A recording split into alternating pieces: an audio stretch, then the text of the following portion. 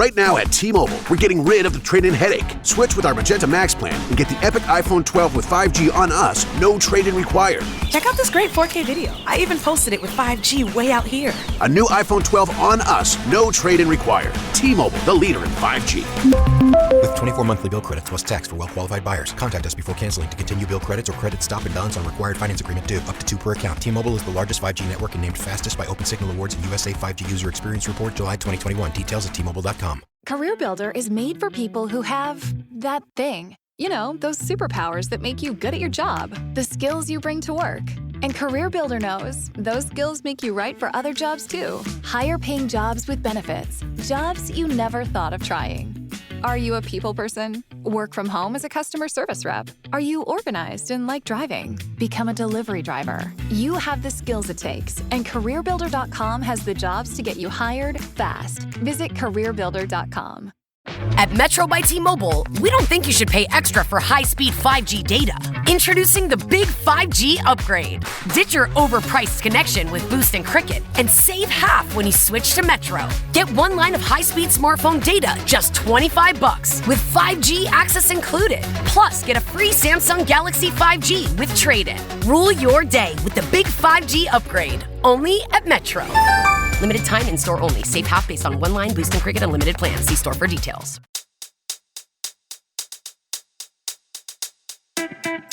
Welcome to the Daily Dive Weekend Edition.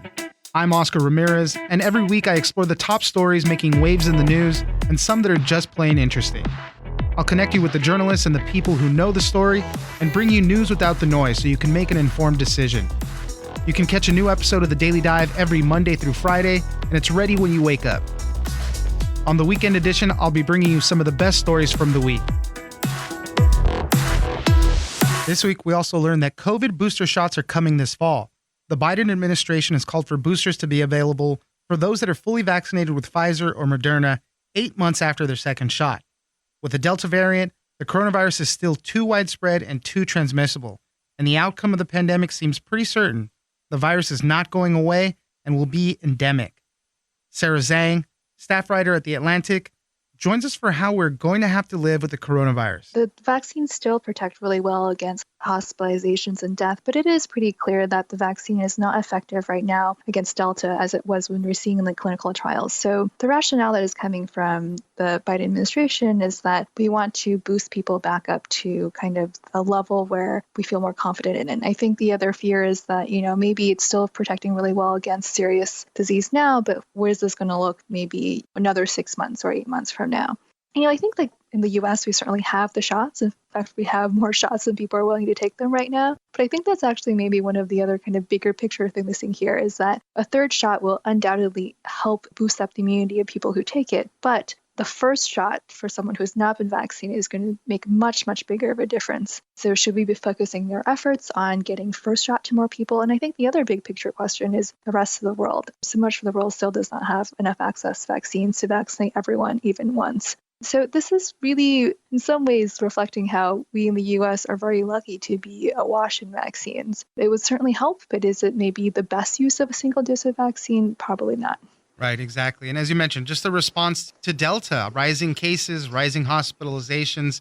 If you are going to get this third dose, it does have to be from the same vaccine that you took before. So Pfizer or Moderna. People that got Johnson & Johnson will have to wait. They're still looking at the data for that to see what they want to do. But the inclination seems to be that people that got Johnson & Johnson will also need a booster shot. All of this goes to say is kind of how we're going through this. Sarah, about a year ago, you wrote an article talking about how the coronavirus is probably never going to go away. It will become something that we call endemic, something that we end up living with. You wrote a follow-up article to this, kind of how everything we've gone through basically confirms this almost to this point now. Things have not gotten much better, and we're still there. And we hope that through natural immunity, through vaccinations, the coronavirus just kind of becomes more of a common cold thing, like other coronaviruses have done in the past. Yeah, that's right. The coronavirus is still never going away. I think that's even more clearer now than it was a year ago. So I think the reason I would say that seems, even more unavoidable now is because the virus has just spread through so much of the world. And we're also seeing how it is changing, right? Like we're seeing these new variants. And with Delta, there's like some slightly better ability to reinfect or to cause breakthrough infections in people who are vaccinated, which is, as we were talking about, one reason the Biden administration is pushing for boosters. I think we're going through like a very confusing period where things are very in flux. I wanted to kind of think about what the long term is of like what living with this virus is like. And I don't think that like currently confusing period is going to last forever, at least. Eventually we'll kind of settle down to some sort of more stable, steady state where the virus kind of follows a more predictable pattern, very likely, or possibly a seasonal pattern to see with the way we see with the flu or with other coronaviruses. There are 4 other coronaviruses that cause a common cold.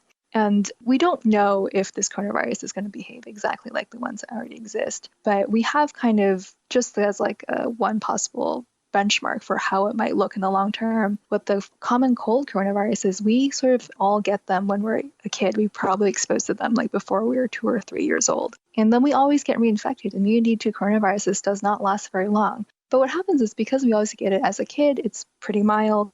As we're seeing with COVID-19, when kids get it, it tends to be really mild and asymptomatic. So what tends to happen with other coronaviruses is that we get it as a kid, we get reinfected, but that's also mild because our bodies have seen it before. Maybe the virus changes a little bit, maybe your immunity also wanes, we might get reinfected again. That kind of boosts back the immunity back up for a while, and then maybe after some time you might get reinfected again. But each time, these reinfections, you're not starting from zero, so it's going to be milder than if you saw it for the first time. And if you are vaccinated or it's happening in children, that's not as serious as what's happening now with COVID-19. The problem with COVID-19 is that we're seeing novel coronavirus in adults who have never seen this virus before, and that's what is causing all the serious illness and the death. And that's the whole point, as you were mentioning, that pattern that we have dealt with coronaviruses before. The whole point of getting the vaccines going was to help us in that, not to completely eliminate it or, stop it completely. It was basically to help us from getting severe infections, help us from dying from it. So we're kind of in that position right now. That's why we're trying to get so many people vaccinated. The other component to it, as you mentioned in the article too, is the psychological transition. Once this does become endemic, something that we live with, we're going to have to think about it differently as a way that we live for it. We've been in this inflection point right now where so many people are on so many sides. We're not in agreement on what it's going to look like later, but eventually we'll kind of get there. Yeah. I think one thing that's going to just feel a little bit strange at first when we come out of this pandemic is that, in this middle of this pandemic or in this emergency, we're all trying to avoid this virus. But in the long run, as this virus becomes endemic, as it continues to circulate, we've seen how transmissible it is now. Like, it's very unlikely that all of us, or even most of us, can avoid this virus for the rest of our lives. So we should prepare to be exposed to it at some point. And that's fine, right? If you've been vaccinated, if you've had immunity to this virus, like, reinfection is not going to be as bad as like an initial first infection in, say, an elderly adult who's like never seen the virus before. And that's just probably how it's going to be over time. Sarah Zhang, staff writer at The Atlantic, thank you very much for joining us. Oh, thank you for having me. We're also seeing governors in Florida, Missouri, and Texas begin pushing expensive COVID antibody treatments instead of cheap masks. States are setting up and staffing infusion centers with the hopes of keeping people out of hospitals. Florida's Surgeon General issued a ruling for anyone to be able to take Regeneron's monoclonal antibody treatment without a doctor's prescription. For more on how these governors are pushing for COVID cocktails over masks, we'll speak to Dan Goldberg, healthcare reporter at Politico. I think it's really interesting to note that some of the governors who have been most against mitigation measures like masks or social distancing are now the ones who are most eager to tout the advantages of these antibody treatments. And while, of course, we want everybody who gets sick to be treated, there is an element of, the expression turned on its head. A pound of cure seems to be better than an ounce of prevention in this case.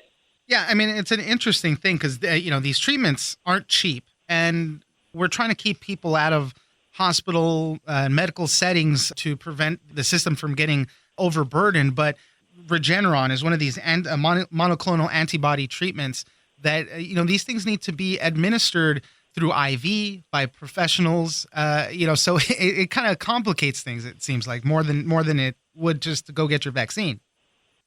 Right. It certainly is more complicated. The treatment was bought by the federal government, so it's free to the patient, but of course it is more expensive. Somebody paid for it. down the line. And it is more of a hassle. And once you get sick or infected with COVID, you're more likely to spread it to somebody else. So obviously, in public health, in any kind of scenario, you want to prevent getting sick in the first place. What's interesting about what has happened is the White House, the Biden administration, had been pushing these antibody treatments, reminding states like Arkansas and Missouri, where COVID was really raging, to sort of tout these treatments because the theory is, listen, if you get it, we don't want you to go to the hospital. And these treatments are a way to keep people with mild symptoms from developing worsening symptoms. The problem was it was never meant to be a either or with things like masks, or certainly not the vaccines. And so on the one hand, you have Governor Ron DeSantis in Florida touting these monoclonal antibodies, while at the same time fighting with school districts who are trying to mandate masks to stop the spread of the virus in the first place. On top of all that, I don't want to shy anybody away from receiving these treatments because they've been shown to work. And if you're severely ill, I mean, you want something like this. But people talk about the vaccines and how they're not fully authorized. Regeneron, one of the main ones, right, is still under emergency use authorization. It still hasn't been fully approved by the FDA. So those are all other things to consider for people that are going to get these type of treatments. The bottom line is this. One of the big problems we've had from the beginning of COVID is that many people in this country don't take it seriously. Either they believe it's a hoax outright or that the consequences of COVID are not that serious. How many times have you heard people say, well, it's just like the flu, or it's no worse than the common cold? And one of the concerns, just from a messaging point, is that if you tout a treatment like this, and we want people to get it, but the concern is, see, it's nothing more than a cold. You can get sick, you get a little medicine, you'll be better. Without really people understanding that it is an infusion center often. You're going to be, having a needle in your arm for 2 hours or an hour with follow-up care afterward. And not only is the treatment complicated, as you said, but you may have spread it to somebody who gets very sick or possibly dies. And so that is really, anything that sort of confirms people's beliefs that this isn't such a big deal, so why should I bother getting vaccinated, is something that the White House is very concerned with. So what specific action are we seeing in these various states? Because I'm seeing Florida Surgeon General kind of issued a blanket prescription basically saying you can receive these treatments without a doctor's prescription. And then, as you mentioned, these infusion centers. So states are having to set up and staff them so that people can get the treatments. Right. And Mississippi, I should say, did the same thing. Also gave a standing order so that you can receive it without a prescription. And the cake in some of these states is already baked, right? I mean, if people should go get vaccinated in Mississippi, but the truth is the vaccines take weeks before they take effect. So what Mississippi and Louisiana and Arkansas and Missouri are all trying to do right now is what can we do immediately to stem the tide? I think where public health officials are sort of smacking their palms against their heads is, well, why don't you promote masks? Why don't you tell people that going to the state fair may not be a good idea right now, especially if COVID is raging in that county? And so it's not an either or so much as a both and. And I think that in many of these southern states is what you aren't seeing. One of the most recent recipients of this type of treatment, these antibody treatments, was Texas Governor Greg Abbott, who just tested positive. And he had his vaccination, to my knowledge, as well.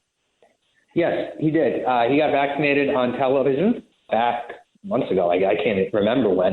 And it is important, one of the points that Governor DeSantis in Florida makes is that these treatments are for people who have been vaccinated too. The vaccines, as we know, are not perfect, or they don't work 100% of the time. Governor Abbott has some pre-existing health conditions that make him particularly susceptible to COVID, or severe effects from COVID, I should say.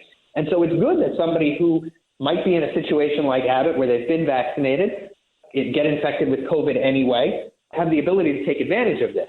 Again, where the public health officials are going to smack their palms against their head is saying that Greg Abbott was at large outdoor rallies and events, actually indoor rallies and events, where he put himself, even though he was vaccinated, he put himself at additional risk because there wasn't a lot of mask wearing, there wasn't a lot of social distancing. So could the governor of Texas possibly have done more to help him prevent getting infected in the first place? Probably. Is it a good thing that he has the access to these treatments? Absolutely. But again, it shouldn't be either or. They could have been a way to do both. Right, exactly. So, yeah, we'll see, what happens if we want more people to have access to as much help as they can. And, maybe in places like Alabama where there's no ICU beds or very few, maybe some infusion centers or something can help people stay out of those the health system that way. So we'll continue to monitor all of that. Dan Goldberg, healthcare reporter at Politico, thank you very much for joining us. Thanks so much for having me. When's the last time you ate something that truly stopped you in your tracks? If it's been too long since food has blown you away, it's time to try Jenny's ice cream. Every pint of Jenny's is an unforgettable, crave-worthy flavor that makes you feel good. Try brown butter almond brittle with a buttercream base and golden pockets of caramel and crunch. Maybe you'd like brambleberry crisp, which tastes like a fresh berry cobbler. Or if you love cake, try gooey butter cake, which is oozing with rich butterscotch sauce. From the chocolatey to the fruity and more, each flavor is made from scratch using a recipe from founder Jenny, a James Beard award-winning ice cream maker. And she doesn't cut corners when it comes to ingredients. In fact, you won't find any chemical dyes, flavorings, or off-the-shelf ice cream mixes in these pints. Find Jenny's one-of-a-kind ice creams, including more than a dozen gluten-free and dairy-free flavors, at scoop shops and grocery stores nationwide, and online at jennys.com. That's JENIS.com. Jenny's makes it better. When you think of Isaac Newton, you probably think about apples, gravity, and his famous laws of motion. On the podcast Newton's Law, you'll hear a different side of the father of physics. A man who later became England's most ruthless lawman, who wielded the power to send criminals to the gallows. So who was this ruthless detective? This hard-bitten crook catcher, totally unmoved by the pleas of a desperate man? It was Isaac Newton. Yes, that Isaac Newton. You'll also meet the Moriarty-like crime kingpin who evaded Isaac Newton at every step. William Challoner was a con man who at one time had been the most successful counterfeit coin maker London had ever seen. But now, he was awaiting execution at Newgate Jail. It's a fascinating look at the little-known life of one of history's most famous men. Listen to Newton's Law on the iHeartRadio app, Apple Podcasts, or wherever you get your podcasts. Bienvenidos, mi gente. Gloria Estefan here. We are bringing Red Table Talk the Estefans to podcast. Just like our Red Table Talk sisters, we have brought 3 generations together to talk family, relationships, and social issues from the perspective of 3 fabulosas Latinas. Join me with my niece Lily, a beloved Latina TV star and devoted mother of 2. She is Estefan. You can break my heart, but you cannot take my soul. And my daughter Emily. She's a talented musician, she's outspoken, and a powerful voice of her generation. She's Esta Fresh. People need people, but you have to make the first step to say that. And I'm Esta Fierce. I'm Gloria Estefan. I'm a performer. I've been married for 42 years, have 2 children, 1 grandson, and 5 dogs. Listen to Red Table Talk the Estefans as part of the My Cultura podcast network, available on the iHeartRadio app, Apple Podcasts, or wherever you get your podcasts. Have you ever watched a classic film and thought, wait, was that bad? Tossed Popcorn is a new movie review podcast for the common moviegoer. From Stanford-educated idiots Sienna Jekyll, that's me, and me, Liana Holston. Must we celebrate things created by, for, and with straight white men? Tossed Popcorn yanks the classics off their pedestal with blunt irreverence, genuine confusion, and a whole bunch of witty banter. It'll be funny, but in a hot way. Tune in as we review a different film each week from AFI's 100 Greatest Movies list, and slowly lose our minds. Colonels will fly as 2 tired women throw their hands up in exasperation and yell, "This won the Oscar? Here's looking at you, Gone with the Wind." Wait, isn't that line from a different movie? Dude, why would I know that? Good point. Listen and subscribe to Tossed Popcorn on the iHeartRadio app, Apple Podcasts, or wherever you listen to your favorite shows.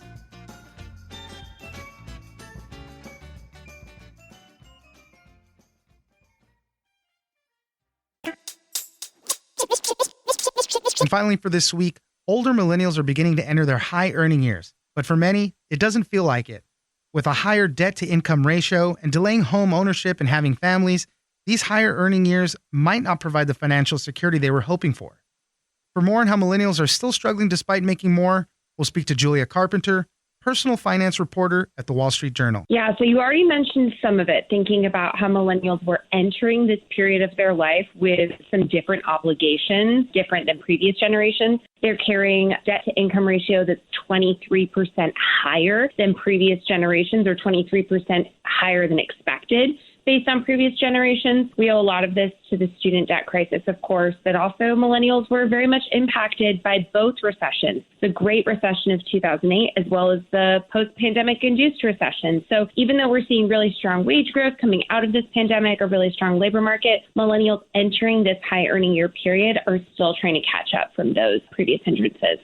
What's the age range that we're looking at for these high earning years?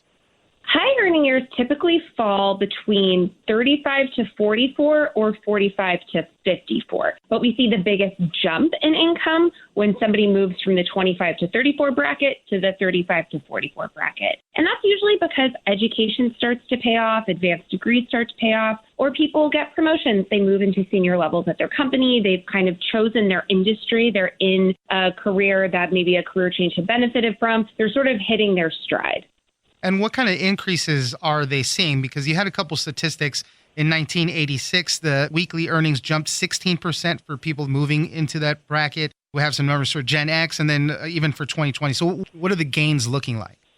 Yeah, I mean, when you move from that 25 to 34 age bracket to the 35 to 44 bracket, it's usually a pretty significant jump. You're seeing a 20% jump, like I said, 16% in 1986, 20% for Gen X in 2005, 22% in 2020. And then what happens is you start making more money, and then you will tip up a little bit more again into those high earning years in the 30s and 40s. And then you sort of plateau and decrease as you're entering retirement.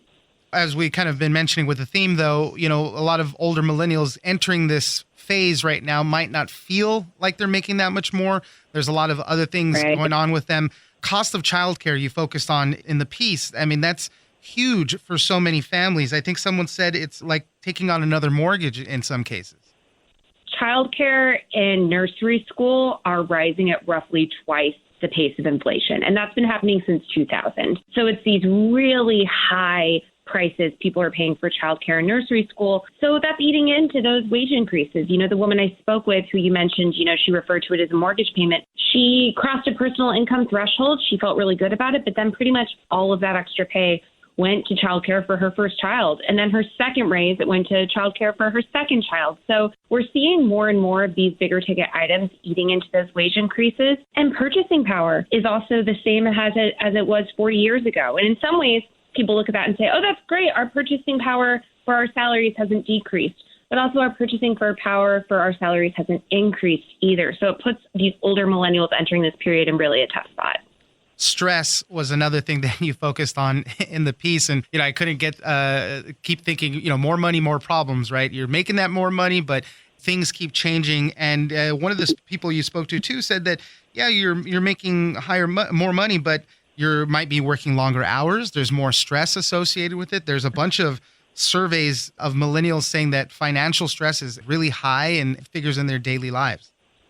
I think a lot of that we've discussed with the pandemic, you know, this sort of never-ending dread, this drawn-out trauma, burnout, and these older millennials are really feeling the effects of all of that. They're also in sort of a weird period in their careers. Baby boomers are living longer and they're also working longer. So that has cascading effects. That means baby boomers working in senior positions aren't retiring, which means Gen X isn't advancing, which means millennials aren't advancing to those other positions. So it's a weird period of time in which they're stalled in their careers. They're entering this very high earning period, or supposedly this high earning period, feeling more of their money being eaten up by these daily necessities, and also kind of trying to plan for the future at the same time. You mentioned the article, too. There's plenty of job openings right now, but some of these senior positions, as you mentioned, need to be vacated so that the older millennials can start moving up into that. And there is a lot of job openings right now, but a lot of people don't want some of those jobs because it might be a lateral move or a move beneath them, let's say. So that kind of figures into a lot of that as well.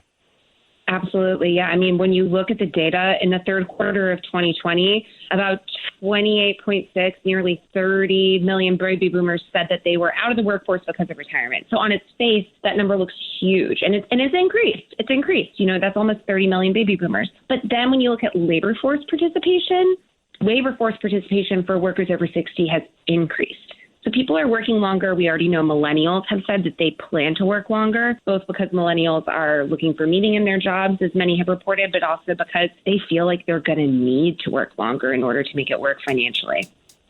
Julia Carpenter, personal finance reporter at the Wall Street Journal, thank you very much for joining us. Thank you for having me. That's it for this weekend. Be sure to check out the Daily Dive every Monday through Friday. Join us on social media at Daily Dive Pod on Twitter and Daily Dive Podcast on Facebook. Leave us a comment, give us a rating, and tell us the stories that you're interested in. Follow the Daily Dive on iHeartRadio or subscribe wherever you get your podcast. This episode of the Daily Dive has been engineered by Tony Sorrentino. I'm Oscar Ramirez in Los Angeles, and this was your Daily Dive Weekend Edition. Listen, we all love ice cream, but there's ice cream and then there's Jenny's ice cream. Jenny's has unique flavors like brown butter almond brittle, a buttercream ice cream with golden pockets of caramel and crunch, and brambleberry crisp ice cream that tastes just like a fresh berry cobbler topped with vanilla ice cream. All made from scratch, no synthetic flavorings or dyes. Ice cream is great and Jenny's makes it better. Find Jenny's one-of-a-kind ice creams including gluten-free and dairy-free flavors at scoop shops and grocery stores nationwide and online at jennys.com. That's JENIS.com. Listen, we all love ice cream, but there's ice cream and then there's Jenny's ice cream. Jenny's has unique flavors like brown butter almond brittle, a buttercream ice cream with golden pockets of caramel and crunch, and brambleberry crisp ice cream that tastes just like a fresh berry cobbler topped with vanilla ice cream. All made from scratch, no synthetic flavorings or dyes. Ice cream is great and Jenny's makes it better. Find Jenny's one-of-a-kind ice creams including gluten-free and dairy-free flavors at scoop shops and grocery stores nationwide and online at jennys.com. That's JENIS.com. We are back. Estamos de vuelta, mi gente. Qué emoción. I am Rosalind Sanchez. And I'm Eric Winter. And this is our podcast. He said, Ella dijo. Hang out with us each week as we discover if we're meant to be or meant to be a train wreck. This was that. Anyways, he said, Ella dijo is a part of the iHeartRadio My Cultura podcast network. Listen to He Said Ella Dijo on iHeartRadio app, on Apple Podcasts, or wherever you get your podcasts.